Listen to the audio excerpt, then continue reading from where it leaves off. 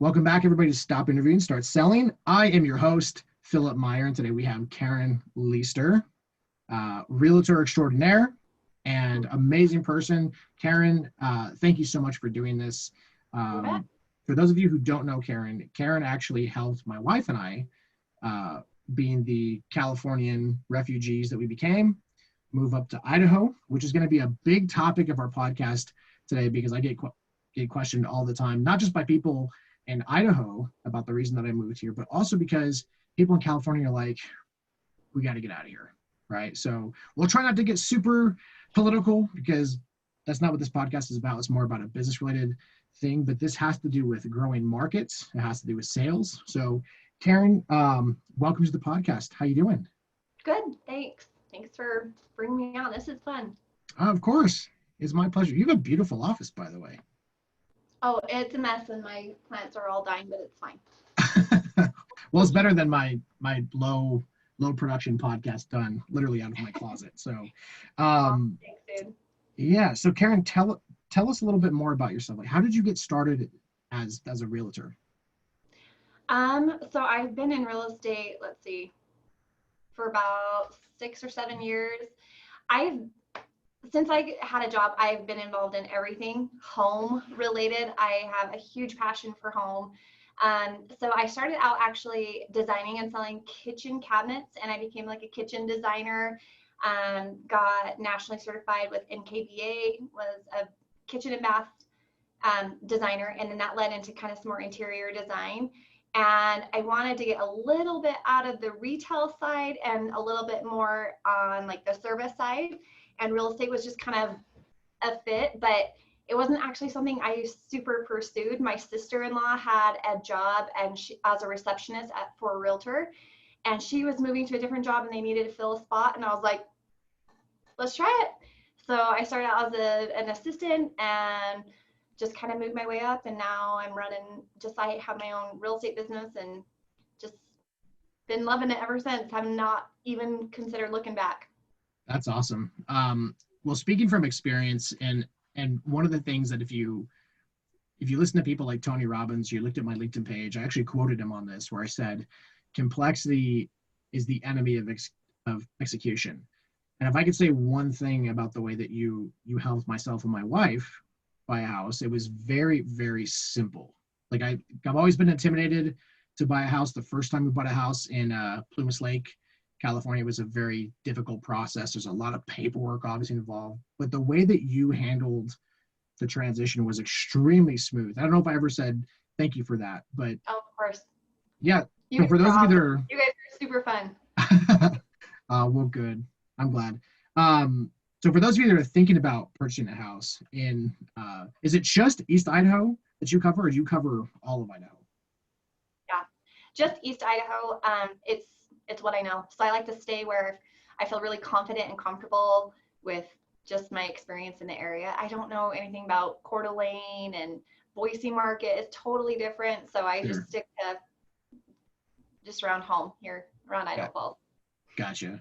Now, when you started to become a realtor, what year was that? So that was in 2012, 2013, that winter. Okay. So that was a couple of years after the recession and all that stuff and the housing market bubble and whatnot. Yeah, interesting. So the market had crashed, and about 2008 is when we saw it really bad, and we were climbing out of that. But when I got into it, the kind of the after effect of that was a lot of short sales, a lot of people that were kind of climbing out of that recession, but values hadn't caught up to where they, had been when they made the purchase. And so a lot of people were selling short. And so I actually worked for a realtor that specialized in short sales. And so my introduction to real estate was diving straight into the deep end of like the most complicated real estate transactions you could ever imagine, and kind of became like a short sale specialist with him. So he taught me a ton, and it was intense. But yeah, I was coming in right in the aftermath of that. It still wasn't great, but we were on the upswing, which was good. Yeah. So that's kind of like a trial by fire thing, right? Because you said it's very complicated, it's very intense. Like that's probably a unique training for someone like you, because typically a realtor that comes in, they probably wouldn't have to go through that in their first couple of years, I would imagine, right? Yeah, I mean, most realtors for a short sale, they will probably see like one or two in their lifetime. They're pretty rare.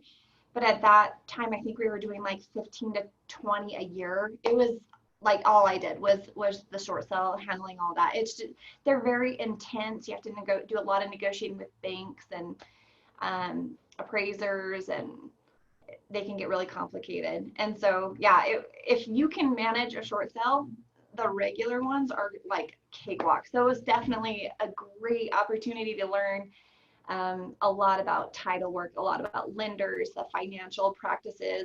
And in fact, it was a really good insight on why we crashed. We could see all these loans falling apart, which was kind of, you know, that was pivotal on why everything kind of fell apart. So these really bad lending practices. And so kind of got into the aftermath right into that. It was really, really interesting. So Yeah.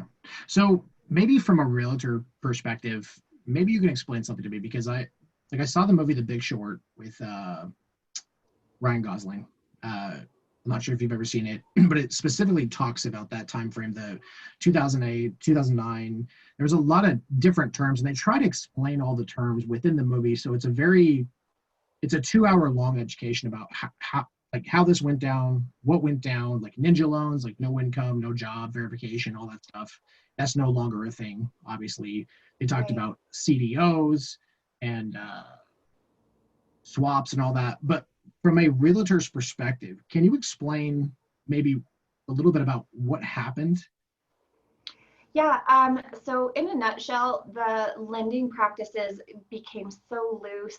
There were a lot of like fraudulent loans occurring, and there wasn't a lot of safety nets that were in place to catch discrepancies and things. We used to call it fog a mirror. If someone could come in and fog a mirror, they would get a loan.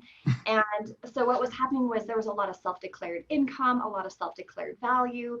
So you could own like a home that was worth 150,000, go out and get it refinanced for 200, 250. They weren't checking with appraisals, they weren't checking your income, they weren't checking your job statuses. So a lot of people got into a lot of really bad situations that really, I feel like the lenders should have protected them from getting into those. Like right now, you just want to be qualified. You can't Sure. get a loan for $300,000 for a home that's only worth 250. But those were just happening left and right. It was like there was so much money just to give, like we're just giving it to everybody. And it put a lot of people in a really bad situation, but it doesn't last long. So when the shoe finally dropped, you had people that owed, three and $400,000. The economy in general was kind of tanking. People were losing their jobs. People were getting laid off. So now they don't have the income to sustain these huge debts. And so that's what caused like a lot of those short sales and foreclosure crises.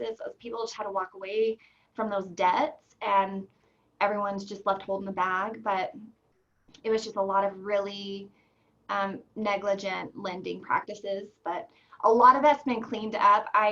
It's caused a lot of red tape in our industry, but I think it's good. There's a lot of just safety nets to ensure that people aren't getting in over their heads and making bad financial decisions. So it's caused a little bit more work, a lot of changes, but honestly, I think it's really helped clean up and tighten up the real estate industry, and Yeah. um, mortgages Yeah. are safer and more secure. And Yeah, definitely. And I think because coming, the reason I asked you that question, because that really hit home with me when it crashed, because at the time I was teaching martial arts. Like I thought I was going to do that for my entire life, and within I think a couple weeks after it happened, it was like people were dropping out of the school, they were leaving, they were just taking their kids out, and eventually the school just went down. And unfortunately, that's the year I decided to get married and support a wife. So that was, yeah, that's so that was just bad timing. Now, as a realtor in Idaho, do you feel that the market out here is growing? absolutely, yeah, we're not experiencing what I from what we're understanding, what the entire national real estate trends have been. We are kind of in a little bit of a unique bubble in East Idaho. We're getting so much traffic driven into us that we're continuing to see prices increase. Number of homes Right. sold is increasing. we're on the up still. Yeah. Why do you suppose that is? Like, what do you attribute to the growing of Idaho's housing market? You know, we have a really stable job economy here. We have great employers, really secure employment here. We still have that small town feel, but we have a lot more amenities than what you'd get for like, 60, 70,000 pop. We have great shopping, we have great restaurants, we have stuff to do. And I think a lot of people got burned out on the big city life, and there's this idyllic quintessential country life, but you're not committing to like living down that dirt road. Idaho Falls was kind of like a great blend of that. Boise's market is out of control. It's just booming. It seems like they've been increasing month over month. East Idaho actually took Boise, and we're ranking in like the fastest growing areas in the Northwest in the nation. Yeah. It's crazy and it's exciting because it brings in a lot of opportunity and a lot of diversity and a lot of new people and stuff. But at the same time, everyone's like trying to hang on to what made Idaho Falls super special and East Idaho super special. And a lot of people have been a little bit reserved on wanting to welcome a lot of people in from those bigger cities. But how have you guys responded? Have people been nice? Well, yeah. All my neighbors are awesome. My next door neighbor is definitely one of my favorite people. He's fantastic. I feel like a lot of like my biggest fear transferring from my branch in Sacramento to transferring up here to Chubbuck is I was thinking, well, business owners are going to see my phone number. It's going to be 916 area code. They're going to go, oh, this is a California guy. Like we're not going to do any business with him. And really that hasn't been the case. Like I think a large part of it is I think Idahoans, they kind of look at your character a little bit more instead of what's just on the outside, right? So, or at least that's been my feeling. I actually had a funny thing happen to me the first week I was here because when I drove up, I had a big gaping hole in my bumper because I gotten into an accident on the way up, and I got pulled over by the state troopers, and so they pull me over. They come up, they go, hey, you know why I pulled you over? And I'm like, yeah, it's the gigantic hole. And he's like, what happened? I was like, well, I'm actually on my way to go get it fixed. There's a body shop in Chubbuck I'm going to go to and take care of it. And he goes, oh, okay. He's like, you're from California? And I went, yeah. And he goes, hey, just do me a favor. And jokingly, of course, he said, when your friends in California ask you how things in Idaho are going, just tell them it sucks. It's terrible. Don't come out. And I was like, okay, sounds good. Deal. But no, everybody's been super, super welcoming. Well, the thing that is crazy, I don't know if you experience any of this, but like I'll go on to like the Facebook pages that's like, this is East Idaho or welcome to East Idaho or whatever. And people are like, hey, I'm moving here from California. And like the backlash of people, we don't want you to go home, like state's full and stuff. And it makes me cringe so much because like I relate to just wanting to keep the feel that we have here of kind of like smaller town, not too much of like the big city politics. I know a lot of people worry about that and the culture. But then when I see stuff like that, I'm like, ugh, that's not who we are either. Like I've always felt like we're very welcoming. The sudden influx of people, it's been intense. There's a lot of movement coming in, and I think we're starting to see some of that play out. Yeah. Well, that kind of leads me into my next question for you. And that is, where do you see people moving from the most? Like as far as out of state goes? A lot from California. A handful from places like Seattle, Washington, right outside of Portland area. About a year ago, we were seeing like a weird sudden influx of people from like Pennsylvania and Colorado that were being recruited in from the site. They have some similar national laboratories in those areas that were being recruited from. But I'd say right now the majority is basically California, Southern California. Yeah. Like even, I was just thinking to myself about this just a couple days ago in preparation for this podcast. But so like I lived in a place known as Plumas Lake. So shout out to my peeps in Plumas Lake. I miss you guys. But Plumas Lake is in the middle of nowhere. I mean, literally, if you know where like Sacramento is, we're probably 45 minutes north of there. And essentially what Plumas Lake is like a subdivision where there's a whole bunch of new homes that were under construction during 2008, 2009, and they sold at like discounted rates, which is how we ended up jumping in there because it was a nice home, but it was only 1,400 square feet with really no backyard to speak of. So for a starter home, it was great, right?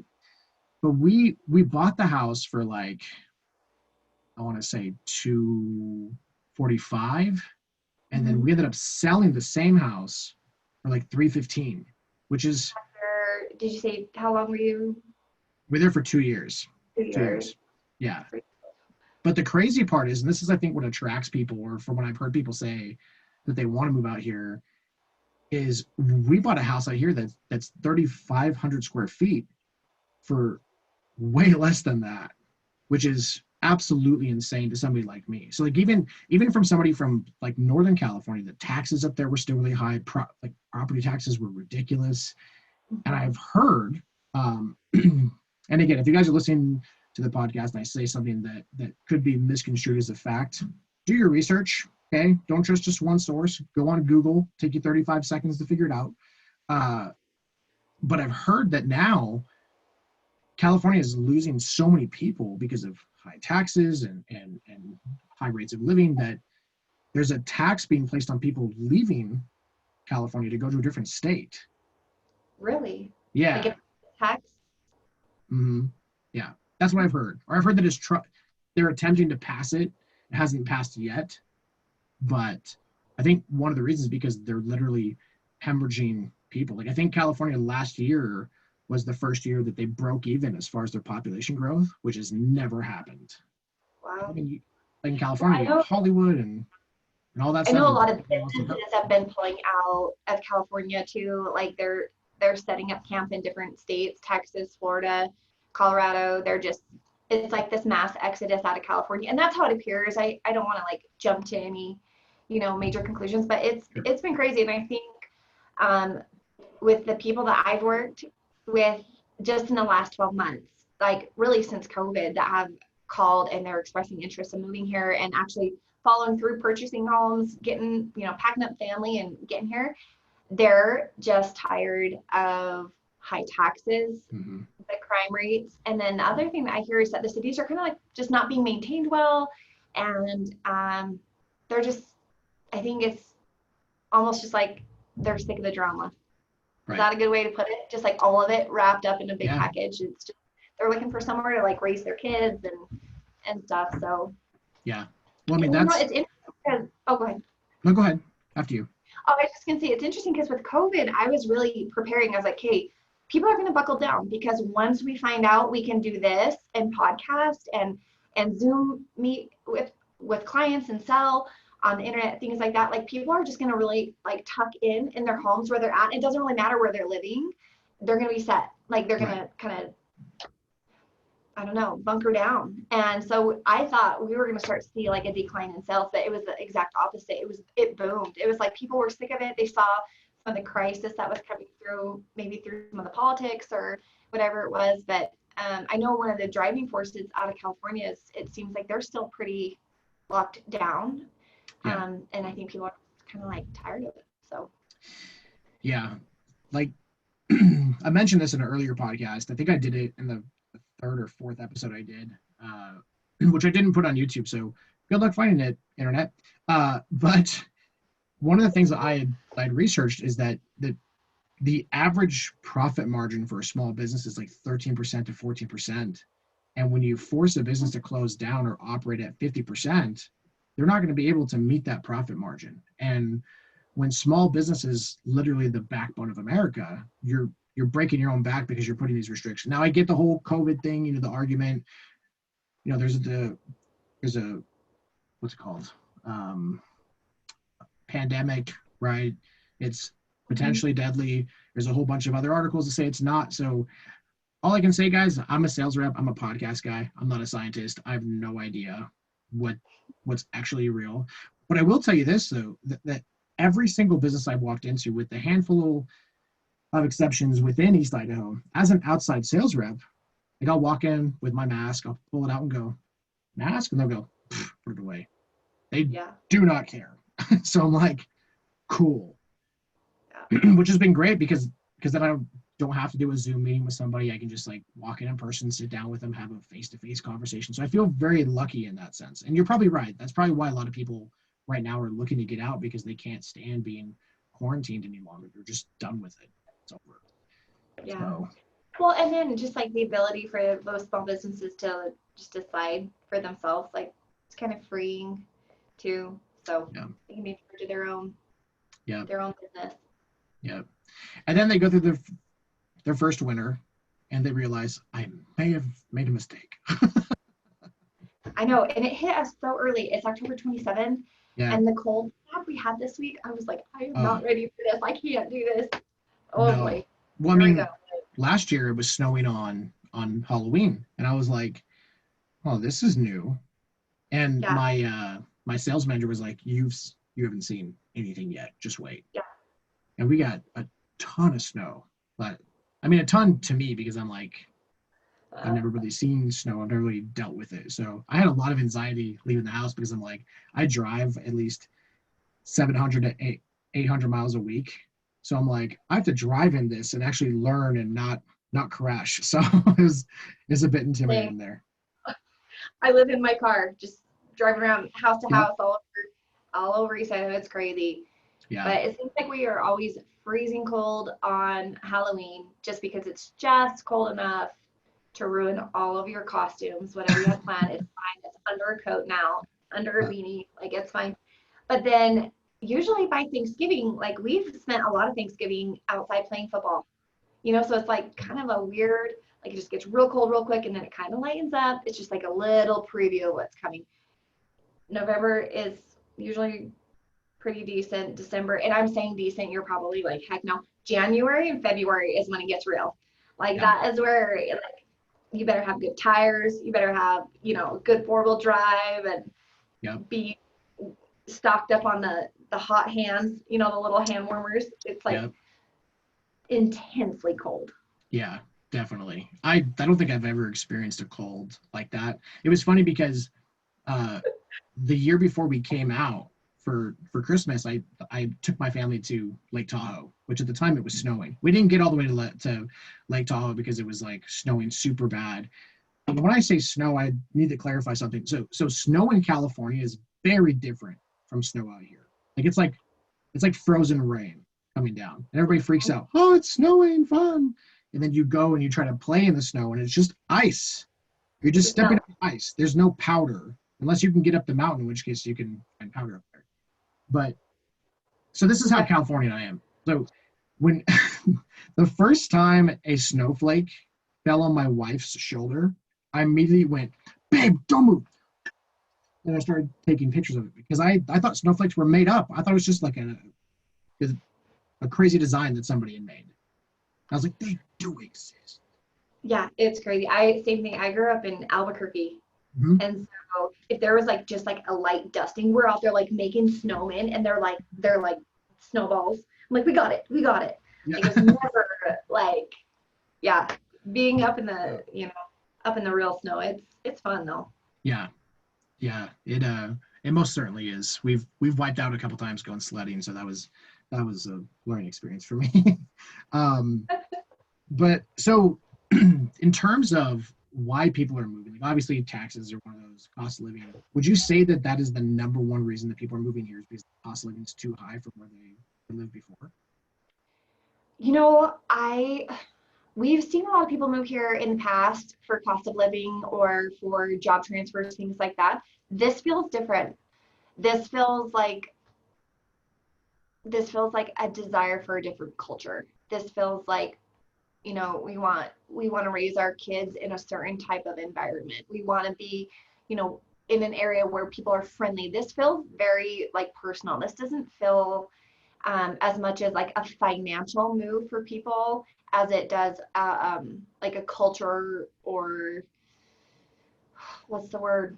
Just lifestyle. It's just they're kind of seeking a certain lifestyle, and they're burned out. They're kind of just mostly burned out on where they've been, and it's obviously gotten to a tipping point that they've said, pack up for sale sign. and they're doing it. It's not just this like, well, maybe a second home would be nice. We can have a little escape. Like they're bailing. It's crazy. Yeah. But it feels different, if that makes sense. This is not like, cost of living has gotten a little bit crazy. We're like, we can have a different lifestyle. No, this is like the people we're looking for, friendly, safe cultures, Yeah.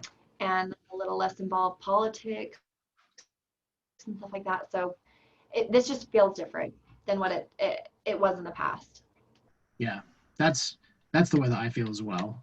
And when you say that you feel like it's personal, to me that resonates so much because moving from California to Idaho, it was funny because my wife had floated the idea to me about 6 months prior because her parents were actually moving up to Rexburg. Mm-hmm. And I was like, under no circumstances am I leaving California. My family's here, my side of the family. Like, we love California. We can go see our friends in Fresno. If we want to go to San Francisco, it's 2 hours away. If we want to go to Disneyland, it's 6 hours away. If we want to go to Lake Tahoe, it's 2 hours the other way. But then all of a sudden something changed. And for us, I feel like there was a new health and education law that was being passed. I won't go into it to just not be super into politics on this podcast, but that was basically the catalyst for me to go, yeah, maybe it's time to go. Because as it's my home, I almost felt like I was being forced out because of my beliefs, because of my morals, because of my views on how to raise children, on how to take care of my family. I was just like, I can't live here. It's becoming impossible, not just financially, but as far as spiritually, as far as mentally. I was like, I'm done. I can't stay here. Yeah. So last year I helped kind of an elderly gentleman move here from California, and I was just chatting with him, just trying to get to know him and kind of figure out what was causing his move. And he'd been a farmer in it sounded like, I can never remember exactly geographically where we went. When they say California, I'm like, got it, the coast state. But he had been a farmer in California for like generations. Like, they'd farmed and done it. But something about some of the crops had been subsidized to grow marijuana plants. And he was like, I don't want to do that. And we don't really have a choice anymore. And he was like, plus now it seemed like his farm had started to get surrounded by a bunch of marijuana plants. And he was like, I don't feel a connection that I used to have with my neighbors and these other farmers and things like that. And for him, it was just like heart-wrenching. Like, he'd planned his entire life like this generational legacy that he could pass on, and it was just like, enough's enough, and he bailed. It was just, it kind of breaks your heart. Yeah it I'm sure there's hundreds of thousands of stories that are just like that, where people are like, you know what, I love the state, but I'm leaving now. One of the biggest things I realized, because I had a brief stint in the CHP Academy, and wanted to actually be a police officer in the state of California. One of the biggest things I noticed started with my uncle. He was a commander with Oxnard PD, which is down south in SoCal, and he actually retired and moved completely out of the state. And I was like, why would you leave? Like, I mean, your daughter's here, your son's here, everybody else is here. And he goes, yeah, but there's no gangbangers where I'm going. There's no this, there's no that. It's cheaper to live out there. Another friend of mine that is a retired officer with CHP is actually moving to Oklahoma.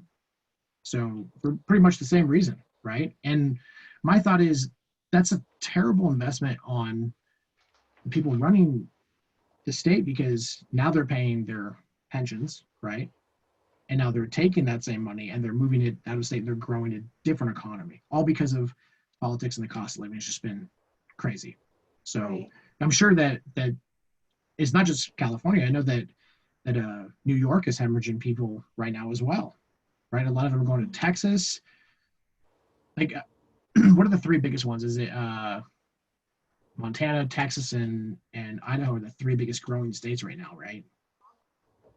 Yeah, I know that Idaho, I mean, even East Idaho and Boise, I know we're in like the top 10 in the nation. Yeah. As far as like growth per capita and percentage wise and stuff like that, we're just exploding. I don't get a lot of people that are moving here from New York. Like, I don't know if they tend to stay more, you know, on West the East Coast. Coast. We're getting more of the West Coast, hoppers. But Yeah. yeah, a lot of Seattle, Portland, California areas. So Yep. Absolutely. And of course, you probably foresee this to grow another, well, the next 5 years, it'll probably what, double, maybe triple, would you think? I hope not. I don't know. I have no idea how to. It's it's kind of catching us by surprise. We were kind of all just waiting. Um, Typically the market is somewhat predictable. It flows and ebbs, like it goes up and down, up and down, up and down. And we've been on a steady uphill climb. And typically the peaking point is about 7 to 8 years. We're on year 10, 11, 12. Like, and we thought we were going to crest, like, but we've been saying that every year, thinking like, oh yeah, predictable. We're going to start to shift more into buyer's market. And we're going to start seeing some prices start to stabilize. And it's just been like up and up and up and up and up. So I don't even venture to guess anymore. I'm just along for the ride. Yeah. It's just, who knows. And I think we're all kind of holding our breath a little bit to see what happens after November 3rd. I think that's going to be telling. um, I don't know. It's crazy. What's in November 3rd? Is that a big deal? Yeah, it's like 22 days before my birthday, so I'm surprised. You should be preparing Yeah, about it. I That's like your know. 3 day for my. I'll make sure to put that on my calendar. Hold on a second. Let's see here. 22 days before Karen's. Yeah, I think it's the day you're supposed to like take your turkey out of the freezer to start thawing for Thanksgiving or something. Yeah, something like that. Why not before it? Now, as a salesperson, I'm curious about, so one of the biggest things, I'm sure that there's hundreds, if not thousands, of books that are written on the art of selling real estate or investing in real estate. What was your training like as far as becoming a realtor? Like, I mean, because to me, like, sales training looks very, very, very different from yours, I would imagine, right? I don't know. I think selling is selling. I think to Um, me, selling is just relationships. Like for me, and maybe it's a little bit different in the industry that I'm in. It is all about relationships with people. Um, but finish your question. What was your question? well, no, I was just What going to ask, books like, as or far as far as like sales training, like, was it pretty structured what you went through, or was it kind of you have to no? get it or you don't get it? No, there's not a lot of training. You are very self-driven. It's very entrepreneurial. Keller Williams, the brokerage that I'm with, offers a ton of training, and that has been my saving grace. That really teaches you how to be an ethical realtor, teaches you how to be very insightful to the market. It teaches you how to grow business. It teaches you how to, grow a team of people. Um, but all that being said, as far as selling, there is quite a bit of training that goes into that. But legally, to become a licensed real estate agent, there's really not any training on how to sell. You have to learn what the rules are, what the guidelines are, where the ethics are, and the laws. You have to abide by all the state laws and things like that. So I don't know. I think as far as selling goes, I didn't even know. I started way too young. I think I was 18 when I got my first sales job. And I was Oh, wow. way too young to understand that I was selling to people. I just wanted to talk to people and like figure out what they wanted and like, oh my gosh, have you seen this? And like, just you stay in areas like your lanes where you are super passionate and it's easy.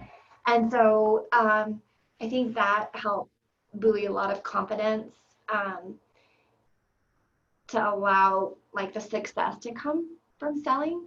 But it had kind of already clicked in before I even knew that it was selling.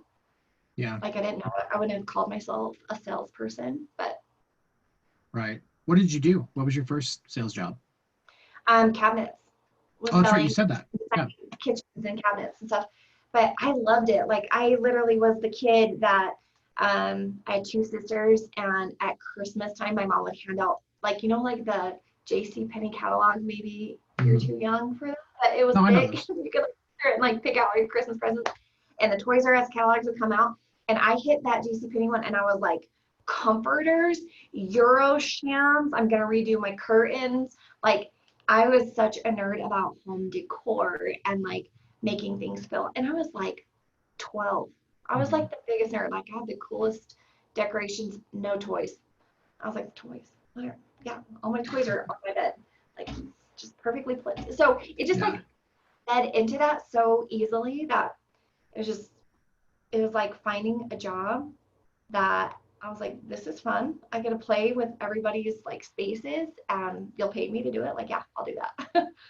wow, So that's that's actually really cool. So you went from that to straight into realty? yeah, so I worked selling kitchen cabinets and designing kitchens and doing a little bit of interior design for about 10 years, and then moved over into real estate and been doing it for 6, 7-ish years. So Gotcha. Is prospecting part of the job as far as being a absolutely, realtor? Really? absolutely. How do you prospect as a realtor?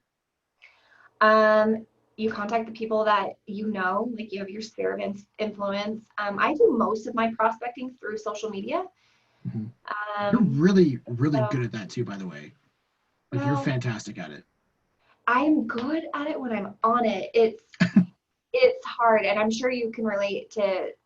You want to show up and you want to be authentic. So the days that you're just not feeling it, it's tough to show up and want to stay true and Yes. stay in a place where it's just like really authentic. So I do a lot of prospecting through social media and just good old fashioned phone, calling people on the phone, texting people, trying to stay top of mind with people I've reached out. And more than anything, I literally, I look for an opportunity every day to serve somebody. And it sort of just like falls in your lap. Like, I think if you go to it with like a servant heart, like you really want to serve people, they just show up. And I mean, that is genuinely like where my heart is. But there is definitely a big machine and a big system that's working in the background that says, like, you need to call these many people. If I call these many people, I can turn into these many appointments, and then every, so many appointments, you can get a listing or a confirmed buyer, things like that. So Yeah. there's a big machine, but really it's just about being passionate about serving people. That's interesting because I never would have thought that there'd be a lot of prospecting with being a realtor. I would have thought that there's people that probably just reach out to you and say, "Hey, we're looking to move," because with being a realtor, it's not like you can go door to door and say, "Hey, do you want to move?" Like, I mean, do you want to sell this house? So it's really interesting the way that you do that too. But I'm a Well, we do that too. oh really? I didn't know that. Well, right now, it really depends. Your strategy can change a little bit, and it's dictated by what the market is. But right now, with inventory being as lean, I was talking to a realtor a couple days ago, and he's like, "It is so lean right now that I'm just like, tell me what neighborhood you want to live in, and I'll go knock on doors. I'll start making phone calls. You just never know who's thinking about it. It's just not on the market. It's a little Wow. aggressive for my personal taste, but it is definitely it is a way that a lot of realtors will prospect, but." Interesting. So then you could potentially have like a realtor. I mean, like for example, I could be sitting home tomorrow and have a realtor knock on my door and say, "Hey, have you ever thought about selling your house?" Right? Is that Yeah. Oh, possible? yeah. Yeah, or calling you like cold calls and Wow. prospecting that way. Absolutely. If you go into any of those like Facebook groups and someone just says, "Hey, I'm thinking about moving there. Who should I use?" It's like Oh yeah. 85 realtors like jump all over them. I'm always like, good luck. Like, ugh, little intense amount of Yeah. realtors that respond to those.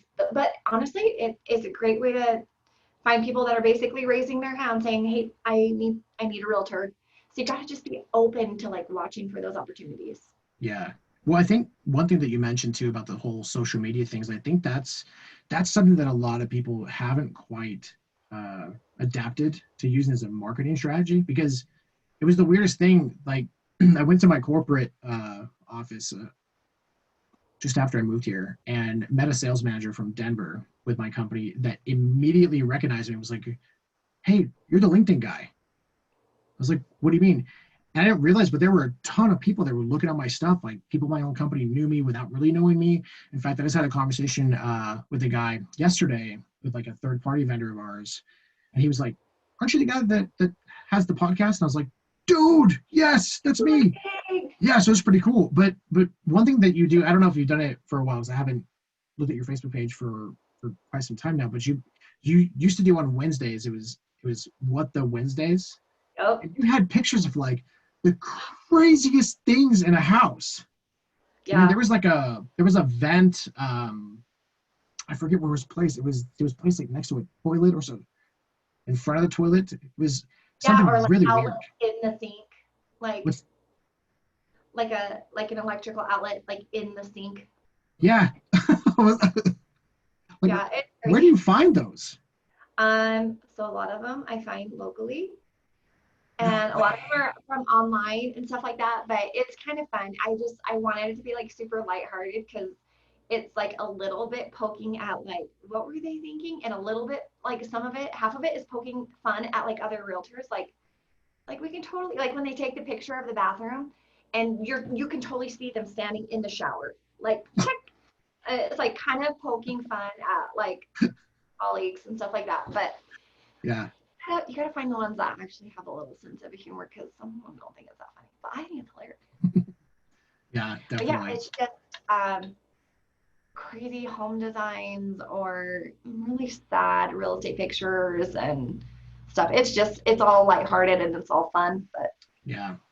Well, that brings up another point too, and I feel like a lot of people out here, they have, or more so than I found in California, they have a DIY or do-it-yourself kind of mentality. And my thing is, I'm not handy at all. I mean, if the sink is leaking, I can fix the sink. Not a big deal. I'll take it apart, I'll figure it out, I'll put it back together, right? But I right, do think when they say do it yourself, they're not talking to everybody. Like they're talking to people that actually have the ability to actually figure this out. And I think for some yeah, people, like they're definitely not talking to me. Like I'm not the guy who's gonna do it myself. Like, I'm just not gonna do that. they might be talking to Elise. Yes. Yeah, I've definitely. seen Elise rewire a light. I feel like I'm pretty Yeah. handy. Like I've done it a ton of time. And I remember one day I like popped in and she was like, I just changed out this light. And I was like, you like touched electrical things? Like we're comfortable doing that. But yeah, Yeah. but yeah.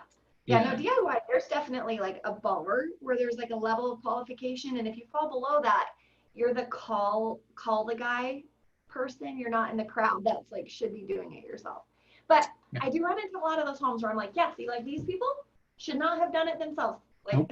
Like, yeah, they'll show up on my Wednesday post every once in a while too. Yeah. See, that's awesome. I think those posts are so, and it's such a smart thing because I would imagine you've probably gotten visibility from just doing that, right? No, honestly, my biggest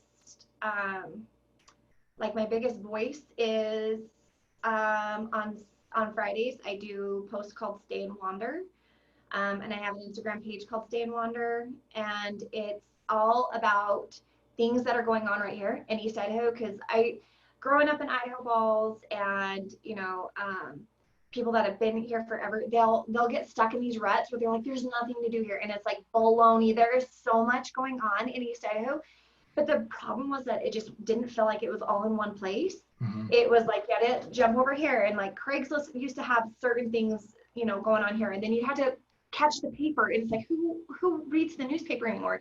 And then listen for things online. And it was so scattered. And I was like, boom, I'm going to grab all of it every Friday. I put it all like, this is what's going on Friday, Saturday, Sunday, Monday, Tuesday, Wednesday, Thursday. And then next Friday, it pops up all again. And it's just like, if you think there's nothing going on, you don't know where to look. And so it's just everything from music events and concerts to local, food markets and craft fairs and concerts that are going on. If it really ends up being kind of a dry weekend, like when COVID hit, it was kind of crazy because there was like everything got shut down and it was this giant nightmare because I'm like posting all stuff. I'm like, oh, that was canceled, that was canceled, that was canceled, that was canceled. But there is so much to do when there's still no like sponsored events going on. There are so many nature hikes and amazing. Like right now, I'm working on a huge post, and it's like the coolest things to do that are within a day's drive, like a day trip list. And that is like the thing that I get like super. You can tell I'm like getting all bubbly about it, but like I get so passionate about that because so many people around here call me and they're like, hey, like it's Friday, like are you sitting on your list? I'm like, I'm working on it, like trying to get it out. But they love it, and the whole Yeah. concept was like you do not have to leave to find stuff to do. It's like right here. So that's the Stay and Wander side of my business. And the other thing that's awesome is people moving here from out of town, they don't know like all like the hole in the walls and the new restaurants that just opened and like Right. how do I get to Jackson? I go to Jackson, what do I do when I get there? And so like I try to like put a bunch of lists and just posts and stuff like that that kind of highlight local events in our area. And Yeah. that is honestly where I actually do most of my prospecting. It's like a sneaky backdoor, which is totally my style. I've just never been good at being like aggressive in sales.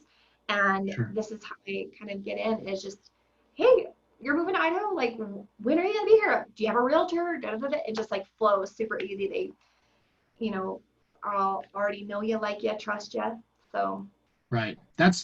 To me, that's the most important thing is the whole trust thing, right? Like, I mean, I like in my industry with uniforms and textiles, it does have a reputation in some places as being kind of shady because the common practice is the sales rep will sign you up and then just vanish. You'll never see him again. You'll just deal with service that now has to try to produce this unicorn of a perfect program that the sales rep has said. With right. me, I go back to my customers because as much as I enjoy knocking on doors and saying, "Hey, how's it going? I'm Phil Meyer with Universe Corporation," getting kicked out of places and told no every single day. It's so much easier to go to somebody that owns a business and say, "Hey, Karen, how's our service going? Oh, we love it. It's awesome. Your driver's fantastic. The uniforms look great. Hey, have you talked to Johnny down the street?" It's so much easier to go and do that, right? I Oh, think for what you're saying sure. is you found a way to work smarter, not necessarily harder or more aggressive, but you found a way that works for your personality. I think that's why it comes off as genuine and ultimately people trust you. Yeah. And as I mentioned before in the first part of the podcast, when I worked with you personally, it was so easy to work with you. It was so simple. And my only experience up to that point with dealing with person in the house was it was so complicated. I don't know what I'm signing. I have no idea. Like you were more than happy to sit there and answer every single question I had and to answer it Yeah. adequately and honestly. So It's funny because like that is like seriously my goal is when people are done, I want them to look back and be kind of like we're done. Like that was a lot easier than I thought it would be. And I think as far as real estate, and I would imagine that it can't be that much different for anyone that's in sales. Um, it's just you have to be able, like you cannot lose the ability to put yourself in their shoes. Like right, during inspections for me, I've probably negotiated 30 inspections this year.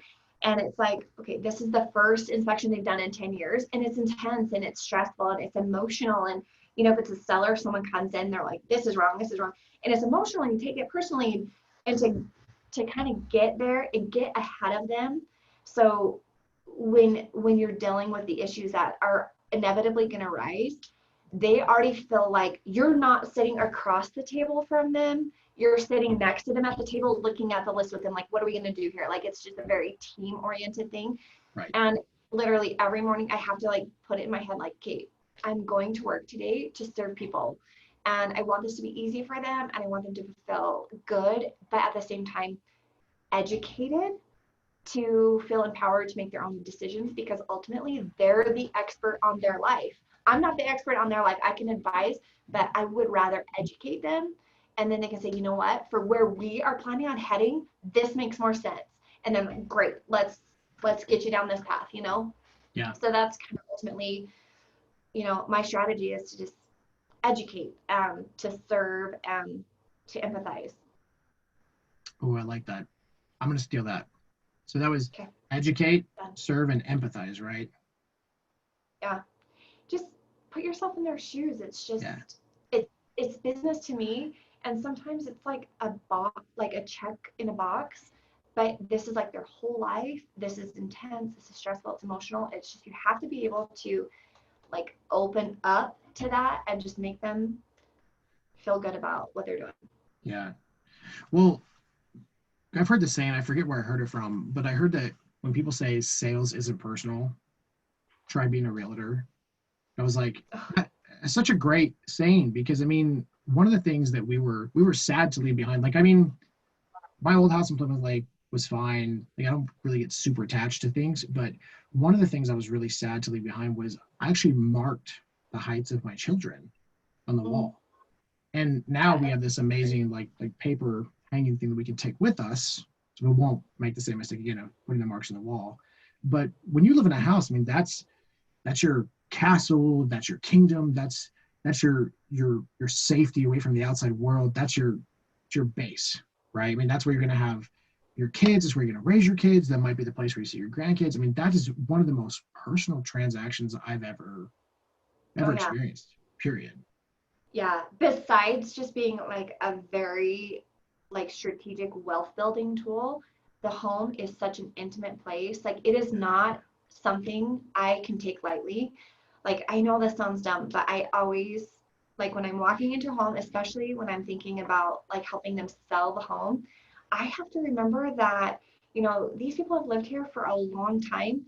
The majority of like this is just the weirdest thing, but this is what I was thinking. The majority of their kids' memories were framed on the stage within these walls. Like Yes.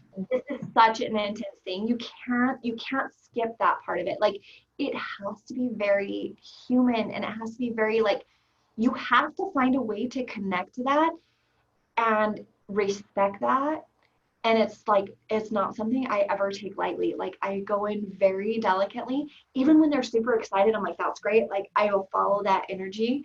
But like the home is just like such a special place. And like the more and more, man, the year of COVID, what year have we ever been more focused on how important our home is? Like, do we like where we are? We're spending so much time at home. Do we have space for all of our stuff? Do we have space for our kids? Are they enjoying like the feeling of our home?